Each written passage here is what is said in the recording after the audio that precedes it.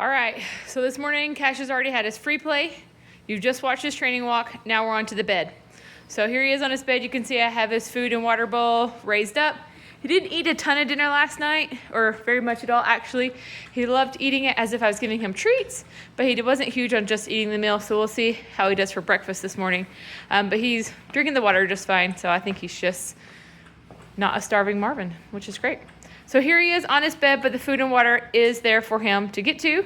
I no longer need to do the C shapes around the bed. Remember how the first day I just walked back and forth, around and around and around, kind of just helping create more of that boundary. Now that he's aware of the space, I haven't moved the space or the bed, I can just go about my day. So I'm going to, here we have Narwhal going. I'm going to clean up the kitchen for breakfast, put away some of our camping trip stuff, and Cash is just going to spend the next 2 to 3 hours, maybe 3 to 4, sitting here practicing the bed. I'm going to go ahead and ask our Alexa, Echo, play sounds that drive dogs crazy off YouTube.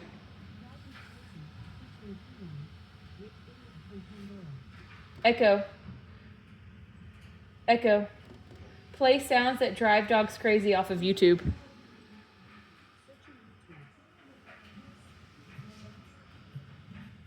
All right, so I just asked my Alexa to play these sounds, and I turn the sounds all the way up.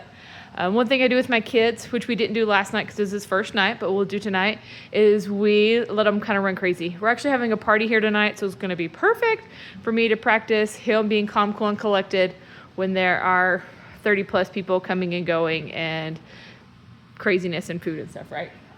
So that'll be great. So to prepare for the party tonight, I'm going to start making crazy noises on my Alexa.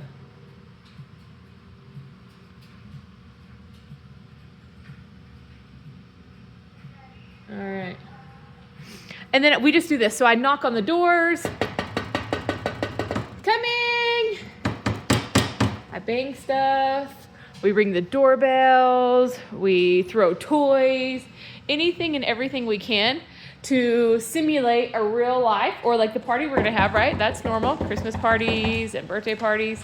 Coming! And we just wanna go ahead and practice those things when we have time. So that way, when real life gets here, we're not trying to practice it in the moment and getting frustrated. I'm gonna turn the volume all the way up.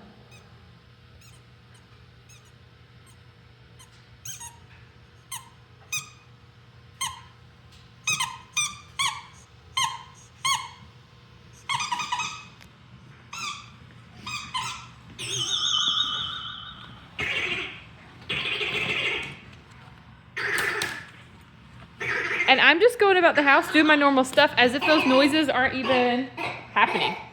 So I mean, it might look like I'm just standing here doing nothing, but I'm actually just like picking up the sweater, unpacking my bag, cleaning the kitchen. And so I want Cash to know, no matter what he hears or what he sees, it's just normal and there's no need to stress about it.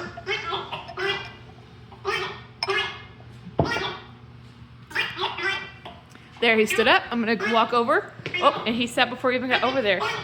He gets a little nervous when the vacuum goes underneath his bed. So we'll see what he does about the vacuum under his bed.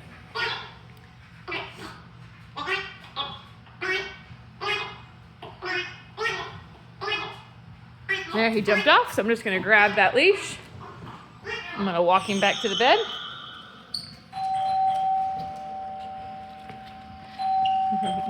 Narwhal will get out from underneath there eventually. There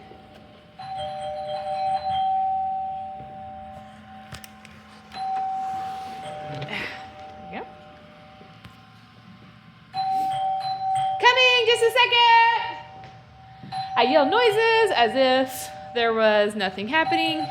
Or like as if I was answering the door, like not training, right? But like real life situation.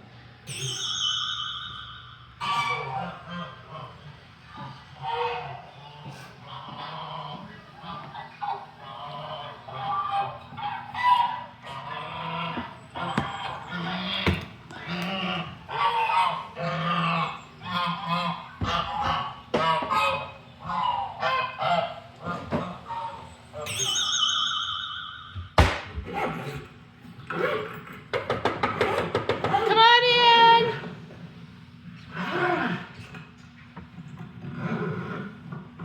And you can see Cash is doing an amazing job.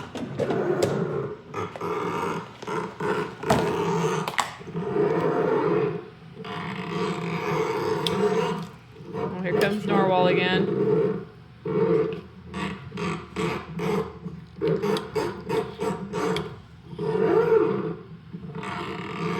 You can see he's uneasy about the noises. He's definitely concerned about what's going on. But he's doing a great job understanding this is his safe space and he just needs to chill there. Let me zoom in a little bit closer.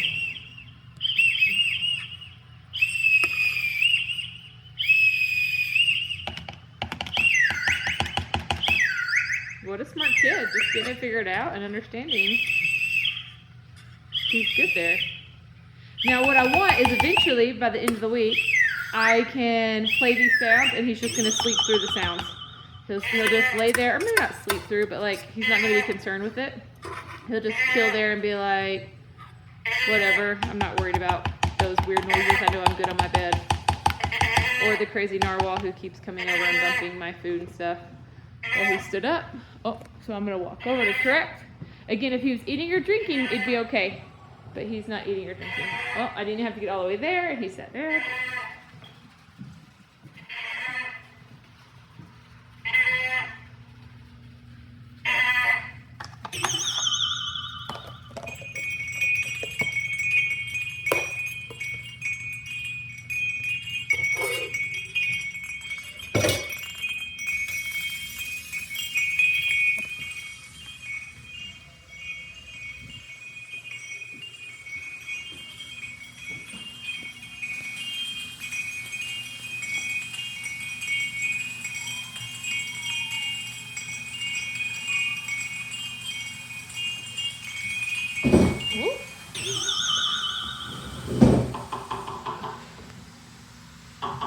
Well, there he's being so good, and Norval even went under his bed that time, so I'm gonna love on him because you're being so good, yeah.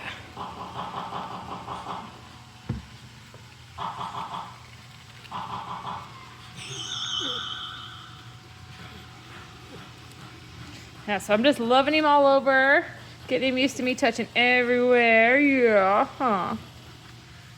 And I'm doing it with love and passion, but I'm not doing it overly excited. So I'm like, oh, good boy, Cash. But I'm like, oh, that's a good boy, yeah. Right, like I don't want to get him, oh, did we get the spot? Yeah. I don't want to get him all riled up so that he's gonna get himself in trouble, right, by getting off his bed. Shh. Grab the leash, pull him over. Oh, sorry, it's on your face. There we go. And he sat down, so I just walked away. Again, I did tell you yesterday, which is really common, anytime you love or praise on them, they'll often like get off their bed like, okay, I'm all done. And it's not an all done kind of thing. It's a, no, we're just staying here, and it will become a really happy spot for you. But if we don't stay on it all the time, then it doesn't become a happy spot for them. It just becomes like a, more of like a punishment spot, right? But working through all these noises, working through the vacuum, working through things being thrown across the room and just chilling, it's gonna become that safe sanctuary, the place where like you like to retreat to when you're like, oh, I've had a hard day or whatever. That spot will become that for them.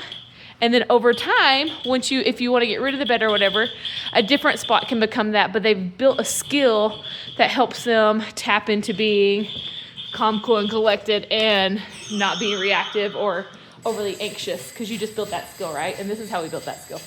So we're just gonna let him keep going here. He's doing a great job, and we'll spend the next few hours here.